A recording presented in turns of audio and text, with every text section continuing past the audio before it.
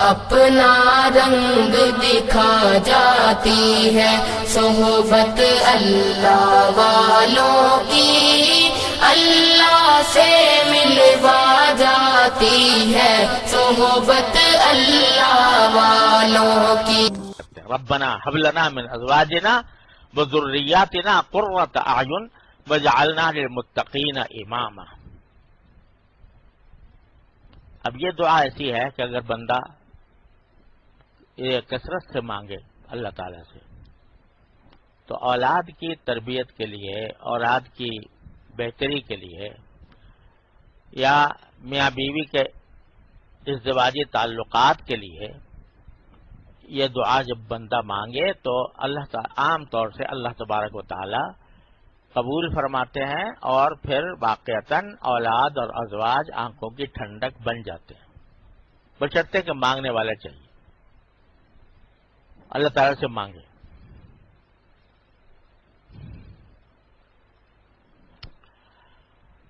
کوئی جو نہ شنا سے ادا ہو تو کیا علاج، ان کی نوازشوں میں تو کوئی کمی نہیں، لہذا مانگنے کی طرح مانگو۔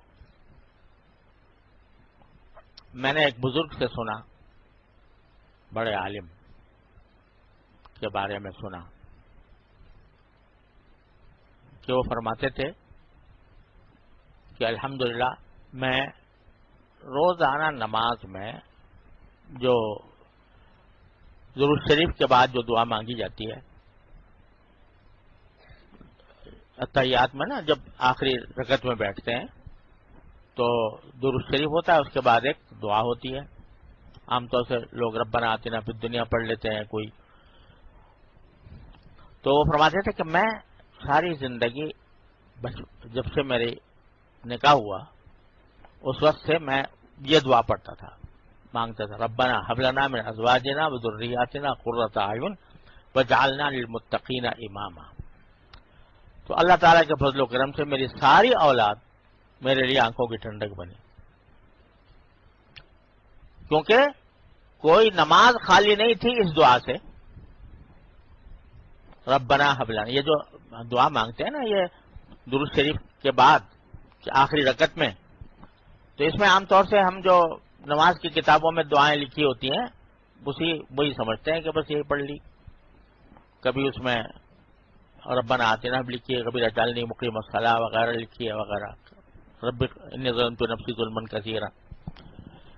تو لیکن یہ دعا ایسی ہے، یہ جگہ، یہ مقام اس وقت ایسا ہے کہ اس میں کوئی ایک دعا نہیں منقول کہ بس اسی کو مانگنا ہے ہر وقت۔ یہ وقت ہے در حقیقت اللہ تبارک و تعالیٰ کی بارگاہ میں حاضری ہوئی، اللہ نے توفیق دی، نماز پڑھی، 4 رکعتیں پڑھی، 2 رکعتیں پڑھی، 3 رکعتیں پڑھی، جتنی بھی اللہ نے توفیق دی پڑھی۔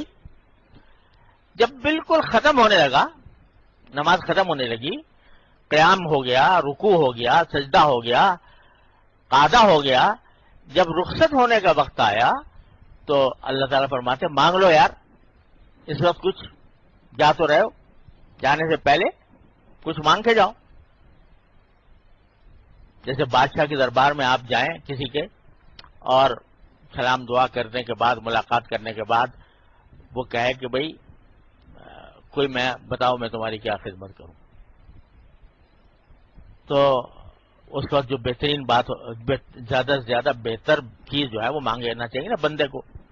ہمیں تو سب پتہ ہی نہیں ہم مانگ کیا رہے ہیں، پڑھ کیا رہے ہیں، اتحیات پوری پڑھ لی اور پتہ ہی نہیں چلا کہ کیا ہو گیا۔ التحیات للہ والصلوات والطیبات، اللہ تبارک و تعالیٰ کو تحیہ کرنا ہے، اس کے بہترین حمد و ثنا کے الفاظ اللہ تعالیٰ کے سامنے پیش کرنے ہیں۔ السلام علیکم ایھا النبی ورحمۃ اللہ وبرکاتہ، نبی کریم صلی اللہ علیہ وسلم پر سلام بھیجنا ہے، اور السلام علینا وعلی عباد اللہ الصالحین، ہم پر بھی اللہ تعالیٰ سلامتی نازل کرے اور اللہ کے نیک بندوں پر بھی نازل کرے۔ اور پھر درود شریف نبی کریم صلی اللہ علیہ وسلم کا اللہم صلی علی محمد وعلی آل محمد کما صلیت علی ابراہیم وعلی آل ابراہیم انک حمید مجید اللہم بارک علی محمد وعلی آل محمد کما بارکت علی ابراہیم وعلی آل ابراہیم انک حمید مجید. یہ سب پڑھ لیا. اب سلام رہ گیا بس. اس کے بعد رخصت ہے. تو اللہ تعالیٰ فرماتے ہیں ارے بندے اب یہی تو وقت ہے تیرے مانگنے کا، تو اب تو کچھ مانگ لے. تو وہاں ضروری نہیں ہے کہ بس ایک ہی دعا مانگ لی بس کافی ہو گئی. جتنی چاہو مانگو. قرآن کی جتنی دعائیں ہیں ساری مانگ لو، کوئی بھی مانگ لو. اور احادیث میں جو نبی کریم سرور عالم صلی اللہ علیہ وسلم سے جو دعائیں منقول ہیں وہ مانگ لو، جو چاہو مانگ لو اور کثرت سے مانگ لو، جتنا تمہارے پاس وقت ہو دعا مانگنے کا. تو مانگو تو یہ رخصتی تحفہ ہوگا اللہ تبارک و تعالی کی طرف سے. اب ہمیں کیونکہ پتہ ہی کچھ نہیں، ایک خودکار مشین ہے جو چل رہی ہے، وہی سورہ فاتحہ پڑھ رہی ہے، وہی سورت پڑھ رہی ہے، وہی رکوع میں جا رہی ہے، وہی سجدے میں جا رہی ہے، وہی بیٹھے بیٹھے بس یاد ہے، پوری طرح رٹا ہوا ہے معاملہ التحیات سے لے کے اور ربنا آتنا تک سب کچھ رٹا ہوا ہے. دل کہیں ہے، دماغ کہیں ہے، تصورات کہیں ہیں، لہذا پتہ ہی نہیں کہ ہم کیا کر رہے ہیں. تو جو بندے اللہ کے وہ سوچ سمجھ کے کرتے ہیں، تو وہ بزرگ کی بات بتا رہا ہوں، تو وہ کہتے ہیں میں ساری آخر میں جو دعا مانگتا تھا وہ یہ مانگتا تھا ربنا ہب لنا من ازواجنا و ذریاتنا قرۃ اعین واجعلنا للمتقین اماما. تو محض ایک رسمی کارروائی نہیں بلکہ دل سے مانگتے تھے، ہر نماز میں مانگتے تھے. آپ سوچو کہ کتنی رکعتیں آدمی پڑھتا ہے. اگر صرف فرائض اور سنتوں پر ہی اکتفا کریں تو کتنی مرتبہ مانگی گئی ہے دعا سارے دن میں اگر آدمی پڑھتا رہا تو. درجنوں روزانہ درجنوں بار اللہ تعالیٰ سے مانگ رہا. تو اگر آدمی سوچ سمجھ کے اور دھیان کے ساتھ مانگے گا تو پھر ممکن نہیں ہے کہ اللہ تبارک و تعالیٰ رد فرما دے. تو اس وجہ سے اس کا دھیان بہت کرنا چاہیے. یہ دعا کثرت سے مانگتے رہنا چاہیے اپنی اولاد کے بارے میں، اپنے ازواج کے بارے میں.